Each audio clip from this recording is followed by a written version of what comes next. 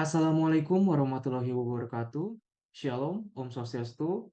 Namo Buddhaya, salam kebajikan untuk kita semua. Nama saya Firian Taka dengan NIM 205220181. Pada kesempatan kali ini saya akan menjelaskan mengenai alat bukti, hak korban tersangka, dan begitu juga dengan putusan. Guna untuk memenuhi nilai UTS saya dalam kelas litigasi pidana yang diampu oleh dosen saya yaitu Dr. Heri Firmansyah, SHM Hum MPA.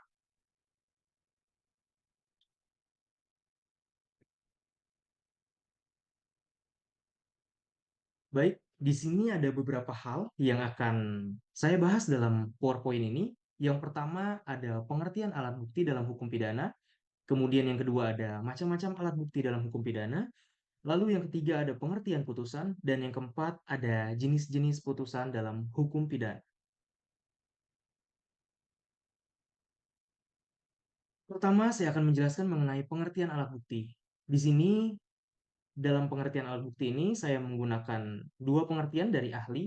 Yang pertama itu menurut Profesor Andi Hamzah. Profesor Andi Hamzah ini ialah seorang pakar ilmu pidana Indonesia. Ia mendefinisikan tentang alat bukti, yaitu sesuatu untuk meyakinkan kebenaran suatu dalil, pendirian, dan juga dakwaan. Alat bukti ialah upaya pembuktian melalui alat-alat yang diperkenankan untuk dipakai membuktikan dalil-dalil atau dalam perkara pidana, dakwaan di sidang pengadilan, misalnya seperti keterangan terdakwa, lalu ada kesaksian keterangan ahli, kemudian ada surat petunjuk, dan juga termasuk persangkaan dan sumpah.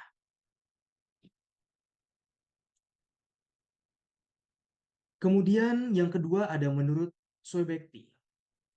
Alat bukti atau alat pembuktian itu ialah upaya pembuktian. Yang dimaksud dengan upaya pembuktian itu adalah alat-alat yang dipergunakan untuk dipakai dalam membuktikan dalil-dalil suatu pihak di muka pengadilan. Misalnya seperti bukti-bukti tulisan, kemudian ada bukti kesaksian, persangkaan, dan yang terakhir ada bukti sumpah. Lalu selanjutnya saya mengambil pengertian alat bukti dari KBBI, yaitu Kamus Besar Bahasa Indonesia, di mana yang dimaksud dengan alat bukti itu ialah segala sesuatu hal maupun benda yang ada hubungannya dan kaitannya dengan suatu kejadian atau suatu peristiwa tertentu. Lalu selanjutnya di sini saya ada mengambil beberapa aturan mengenai alat bukti dalam hukum pidana. Dalam hukum pidana dan hukum perdata itu jelas berbeda mengenai alat bukti ini. Menurut hukum pidana itu diatur dalam Undang-Undang Nomor 1 tahun 1981 tentang hukum acara pidana, tepatnya itu pada pasal 184 ayat 1, di mana di dalam pasal tersebut disebutkan bahwa alat bukti yang dinyatakan sah itu ialah keterangan saksi, keterangan ahli, kemudian ada surat, petunjuk, dan yang terakhir ada keterangan terdakwa. Selanjutnya kita akan mengulik satu persatu apa itu yang dimaksud dengan pengertian dari masing-masing alat bukti. Yang pertama kita akan mengulik terlebih dahulu alat bukti keterangan saksi. Ditinjau dari urutannya, alat bukti keterangan saksi ini merupakan alat bukti yang pertama disebutkan. Mengapa demikian? Karena setiap proses dimulai dari penyidikan, penyidikan, penuntutan, hingga sampai kepada sidang di pengadilan, pasti menggunakan alat bukti keterangan saksi. Hal ini dikarenakan hampir semua pembuktian perkara pidana selalu bersandar pada pemeriksaan keterangan saksi. Untuk itu, alat bukti keterangan saksi ini hanya dicantumkan dalam pasal 1 angka 27 Undang-Undang Nomor 1 tahun 1981 tentang hukum acara pidana atau KUHAP yang menyebutkan bahwa keterangan saksi adalah salah satu alat bukti dalam perkara pidana yang berupa keterangan dari saksi mengenai suatu peristiwa pidana yang ia dengar sendiri, ia lihat sendiri, dan ia alami sendiri dengan menyebut alasan dari pengetahuannya itu. Di sini bisa kita pahami bersama bahwa untuk dapat dijadikan sebagai alat bukti yang sah dan berkualitas, kesaksian yang akan dipertimbangkan keterangannya oleh majelis hakim haruslah memenuhi beberapa kriteria. Yang pertama, saksi wajib disumpah di muka pengadilan, karena kesaksian yang diakui hanyalah keterangan yang disampaikan di muka pengadilan. Kemudian yang kedua, saksi melihat, mendengar, dan mengalami sendiri kejadian tersebut. Lalu yang ketiga, saksi harus menyatakan sendiri di dalam persidangan. Yang keempat, itu ada kesaksian minimal harus disampaikan oleh dua orang saksi. Karena jika kita berperkara di dalam suatu persidangan, minimal itu harus ada dua orang saksi. Jika hanya memiliki satu orang saksi, itu bukanlah seorang saksi. Kemudian poin yang kelima, keterangan saksi harus berkaitan dengan perkara. Lalu kita beralih ke alat bukti keterangan ahli. Apa itu yang dimaksud dengan alat bukti keterangan ahli? Yang dimaksud dengan keterangan ahli ialah keterangan yang diberikan oleh seorang yang dianggap memiliki keahlian khusus tentang masalah yang diperlukan. Penjelasannya dalam suatu perkara yang sedang diperiksa. Nantinya, tujuan dari hal tersebut agar perkara yang diperiksa ini menjadi terang dan jelas. Jadi tujuan dari dihadirkannya seorang ahli di persidangan dalam suatu perkara itu adalah untuk membuat perkara tersebut menjadi terang dan jelas. Hal ini diatur dalam pasal 1 angka 28 Undang-Undang Nomor 1 tahun 1981 tentang KUHP yang menyebutkan bahwa keterangan ahli itu adalah keterangan yang diberikan oleh seorang yang memiliki keahlian khusus tentang hal yang diperlukan untuk membuat terang suatu perkara pidana guna kepentingan pemeriksaan. Lalu yang selanjutnya ada alat bukti surat. Menurut Kitab Undang-Undang Hukum Acara Pidana atau KUHP, telah didefinisikan apa yang dimaksud dengan surat. Pasal 187 Undang-Undang Nomor 1 tahun 1981 tentang hukum acara pidana menyebutkan bahwa surat sebagaimana tersebut pada pasal 184 ayat 1 huruf C dibuat atas sumpah jabatan atau dikuatkan dengan sumpah adalah poin A. Berita acara dan surat lain dalam bentuk resmi yang dibuat oleh pejabat umum yang berwenang atau yang dibuat di hadapannya yang memuat keterangan tentang kejadian atau keadaan yang didengar, dilihat, atau yang dialaminya sendiri, disertai dengan alasan yang jelas dan tegas tentang keterangannya itu. Lalu, untuk poin yang selanjutnya ada poin B. Surat yang dibuat menurut ketentuan peraturan perundang-undangan atau surat yang dibuat oleh pejabat mengenai hal yang termasuk dalam tata laksana yang menjadi tanggung jawabnya dan yang diperuntukkan bagi pembuktian sesuatu hal atau sesuatu keadaan. Poin C. Surat keterangan dari seorang ahli yang memuat pendapat berdasarkan keahliannya mengenai sesuatu hal atau sesuatu keadaan yang diminta secara resmi daripadanya. Poin D. Surat lain yang hanya dapat berlaku jika ada hubungannya dengan isi dari alat pembuktian yang lain. Yang dimaksud dengan surat sebagai alat bukti yang sah menurut undang-undang itu ialah surat yang dibuat atas sumpah jabatan atau surat yang dikuatkan dengan sumpah. Atau dengan kata lain, alat bukti surat yang mempunyai kekuatan pembuktian yang berkualitas adalah semua surat yang dikeluarkan oleh pejabat yang berwenang atau ditunjuk untuk membuat surat tertentu. Di era modern sekarang, teknologi informasi telah berkembang maju, di mana manusia juga bisa membuat surat elektronik atau yang biasa kita sebut dengan surat. Adapun khusus mengenai surat sebagai alat bukti yang sah telah diatur dalam peraturan perundang-undangannya tersendiri. Lalu yang selanjutnya ada alat bukti petunjuk. Kitab Undang-Undang Hukum Acara Pidana atau KUHP pasal 188 telah menyebutkan bahwa poin 1, tunjuk adalah perbuatan, kejadian, atau keadaan yang karena persesuaiannya baik antara yang satu dengan yang lain maupun dengan tindak pidana itu sendiri menandakan bahwa telah terjadi suatu tindak pidana dan siapa pelakunya. Poin yang kedua, petunjuk sebagaimana dimaksud dalam ayat 1 hanya dapat diperoleh dari A. Keterangan saksi, B. Surat, dan C. Keterangan terdakwa. Poin 3, penilaian atas kekuatan pembuktian dari suatu petunjuk dalam setiap keadaan tertentu dilakukan oleh hakim dengan arif dan bijaksana setelah ia mengadakan pemeriksaan dengan penuh kecermatan dan kesaksamaan berdasarkan hati nuraninya.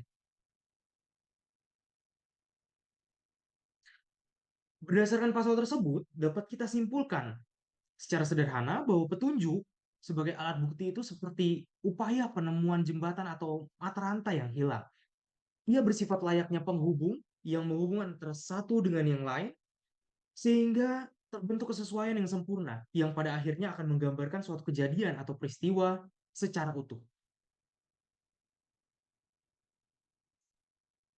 Kemudian yang selanjutnya ada alat bukti keterangan terdakwa. Mengenai keterangan terdakwa, Kitab Undang-Undang Hukum Acara Pidana atau KUHAP pada pasal 189 telah menyebutkan bahwa yang dimaksud dengan keterangan terdakwa itu ialah apa yang terdakwa nyatakan di sidang pengadilan tentang perbuatan yang ia lakukan atau yang ia ketahui sendiri atau yang ia alami sendiri.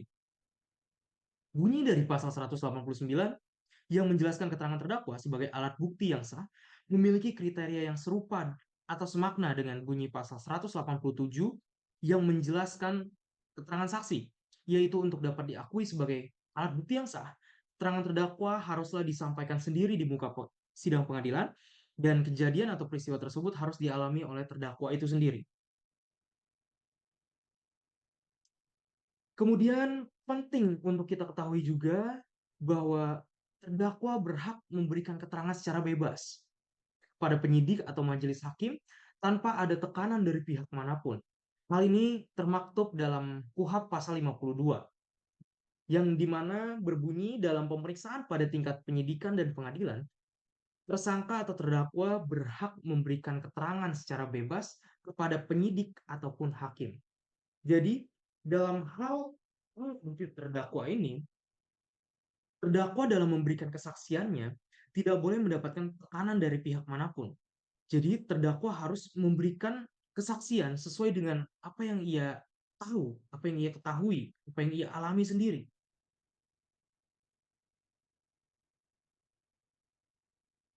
Lalu selanjutnya ada beberapa hak korban tersangka yang ada diatur dalam hukum pidana. Tersangka atau terdakwa diberikan seperangkat hak-hak oleh KUHP mulai dari pasal 50 sampai dengan pasal 68. Hak-hak itu meliputi yang berikut ini. Yang pertama ada hak untuk segera diperiksa, diajukan ke pengadilan dan diadili. Ada dalam pasal 50 ayat 1, 2, dan 3. Kemudian ada hak untuk mengetahui dengan jelas dan bahasa yang dimengerti olehnya tentang apa yang disangkakan dan apa yang didakwakan. Ada dalam pasal 51 butir A dan B. Lalu selanjutnya ada hak untuk memberikan keterangan secara bebas kepada penyidik dan hakim seperti tersebut di muka terdapat dalam pasal 52. Lalu ada hak untuk mendapatkan juru bahasa, ada dalam pasal 53 ayat 1. Lalu selanjutnya ada hak untuk mendapat bantuan hukum pada setiap tingkat pemeriksaan, ada dalam pasal 54. Ada hak untuk mendapatkan nasihat hukum dari penasihat hukum yang ditunjuk oleh pejabat yang bersangkutan pada semua tingkat pemeriksaan bagi tersangka atau terdakwa yang diancam pidana mati dengan biaya cuma-cuma. Kemudian ada hak tersangka atau terdakwa yang berkebangsaan asing untuk menghubungi dan berbicara dengan perwakilan negaranya. Ada diatur dalam pasal 57, yaitu tepatnya pasal 57 ayat 2.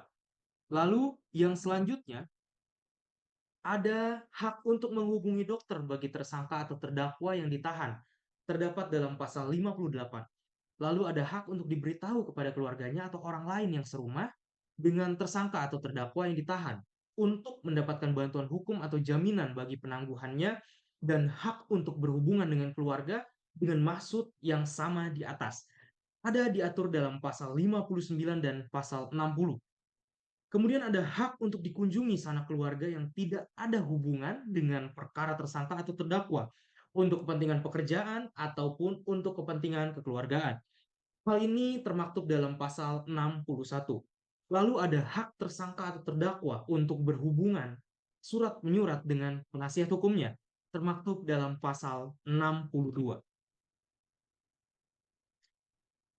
Baik, selanjutnya kita akan beralih mengenai putusan. Apa itu yang dimaksud dengan putusan? Putusan itu ialah suatu pernyataan hakim sebagai pejabat negara yang diucapkan di muka persidangan dengan tujuan untuk mengakhiri atau menyelesaikan suatu perkara atau sengketa antara pihak yang saling berkepentingan. Dalam hal hukum pidana, jaksa mewakili negara untuk kepentingan korban. Oke, selanjutnya kita akan membahas mengenai jenis-jenis putusan yang ada di dalam hukum pidana. Berdasarkan amar putusan, terdapat tiga jenis putusan hakim dalam tindak pidana. Yang pertama, yaitu ada putusan bebas. Kemudian yang kedua ada putusan lepas dari segala tuntutan. Dan yang ketiga, ada putusan pemidanaan.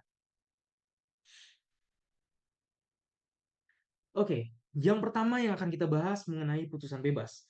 Putusan bebas ini diatur dalam pasal 191 ayat 1 KUHP yang menyatakan bahwa putusan bebas adalah putusan yang dijatuhkan hakim kepada terdakwa apabila dari hasil pemeriksaan di sidang pengadilan kesalahan yang didakwakan kepada terdakwa tidak terbukti secara sah dan meyakinkan. Kemudian, putusan bebas terjadi karena terdakwa dinyatakan tidak terbukti secara sah dan meyakinkan bersalah melakukan tindak pidana sebagaimana didakwakan oleh jaksa penuntut umum dalam surat dakwaan. Dakwaan tidak terbukti apabila tidak memenuhi apa yang disyaratkan dalam pasal 183 KUHP, yaitu tiadanya sekurang-kurangnya dua alat bukti yang sah yang disebut dalam pasal 184 KUHP seperti hanya ada satu saksi tanpa diteguhkan oleh bukti lain. Jadi, teman-teman, jika saksi yang dihadirkan hanya satu, maka dia bukanlah seorang saksi. Minimal harus dihadirkan dua orang saksi. Dan harus diteguhkan juga dengan bukti-bukti lain. Kemudian, poin selanjutnya, meski terdapat dua alat bukti yang sah, tetapi hakim tidak mempunyai keyakinan atas kesalahan terdakwa. Kemudian, yang selanjutnya, jika salah satu atau lebih unsur tidak terbukti. Yang selanjutnya ada putusan lepas dari segala tuntutan. Dasar hukum putusan lepas dari segala tuntutan itu tertuang dalam pasal 191 ayat 2 KUHP. Pada putusan pelepasan, tindak pidana yang didakwakan oleh jaksa penuntut umum memang terbukti secara sah dan meyakinkan menurut hukum. Tetapi terdakwa tidak dapat dipidana karena perbuatan yang dilakukan terdakwa bukan termasuk perbuatan pidana, tetapi masuk ke dalam ranah hukum yang lain seperti perdata, hukum dagang, dan hukum adat.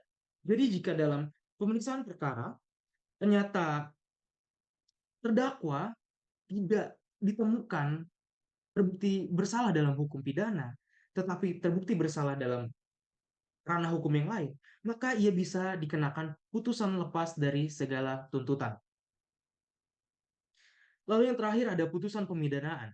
Putusan pemidanaan ditentukan dalam pasal 193 ayat 1 KUHP. Putusan pemidanaan itu ialah putusan yang dikeluarkan berdasarkan pemeriksaan di persidangan pengadilan. Majelis hakim berpendapat bahwa terdakwa terbukti secara sah dan meyakinkan bersalah telah melakukan tindak pidana yang didakwakan kepadanya. Maka pengadilan menjatuhkan pidana. Pemidanaan berarti terdakwa dijatuhkan hukuman pidana sesuai dengan ancaman yang ditentukan dalam pasal tindak pidana yang didakwakan kepada terdakwa. Penjatuhan pemidanaan terhadap terdakwa didasarkan pada penilaian pengadilan. Baik, selanjutnya adapun bentuk putusan pemidanaan yang dapat dijatuhkan oleh hakim diatur dalam KUHP, diantaranya ada pidana pokok, pidana tambahan, dan jenis-jenis putusan hakim dalam tindak pidana yang didakwakan oleh penuntut umum berisi atas penilaian hakim terhadap tindak pidana yang didakwakan apakah terbukti atau tidak. Maka dari itu, hakim dapat menilai bahwa telah terjadi suatu tindak pidana atau tidak dalam suatu perkara untuk memutus perkara tersebut.